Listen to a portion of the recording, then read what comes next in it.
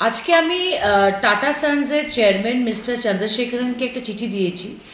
1 June 2025 থেকে air ইন্ডিয়ার service Silchar airport থেকে তুলে দেওয়া হচ্ছে। এটা অত্যন্ত বড় সেটব্যাক আমাদের জন্যে, কারণ বর্ষার সময়ে আমাদের রোডওয়েজ বন্ধ থাকে, আমাদের রেলওয়েজে প্রচণ্ড অসুবিধে হয়। আর যদি এয়ার কানেক্টিভিটিটাও বন্ধ করে দেওয়া হয়, এটা আমাদের জন্যে, আমাদের বরাক উপত্যকার ডেভেলপমেন্টের জন্য খারাপ, ইকোনমির জন্য খারাপ, সাধারণ মানুষের জন্য খারাপ। 1995-এ এয়ার ইন্ডিয়ার সার্ভিসটা শুরু হয়েছিল।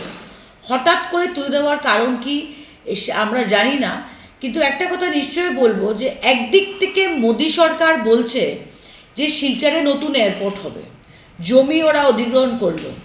তারপরে ভারত সরকার বলছে যে উড়ান স্কিমের মাধ্যমে যেখানে প্রফিট করতে পারে না এয়ারলাইন্সরা, তাদেরকে সাবসিডি দেওয়া হয়।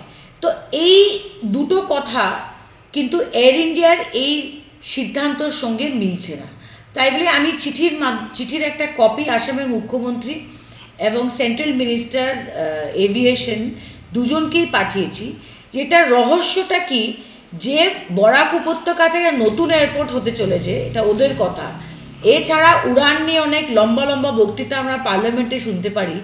এই দুটো হওয়া সত্ত্বেও এয়ার ইন্ডিয়া কেন ফ্লাইট তুলে দিচ্ছে, এটা আমি প্রতিবাদ জানিয়েছি। এবং টাটা সন্স একটা প্রাইভেট কোম্পানি, আমি চিঠির মাধ্যমে ওদেরকে রিকোয়েস্ট করেছি এই ডিসিশনটা রিকনসিডার করা। আর আমি আশা করছি যে আসামের মুখ্যমন্ত্রী, যিনি সবসময় ইন্ডাস্ট্রির কথা বলেন, ইকোনমির কথা বলেন, আসাম রাজ্য এগিয়ে যাচ্ছে বলেন, ওনার কাছে এই দাবিটা রাখলাম যে আপনার এটাতে হস্তক্ষেপ করা উচিত।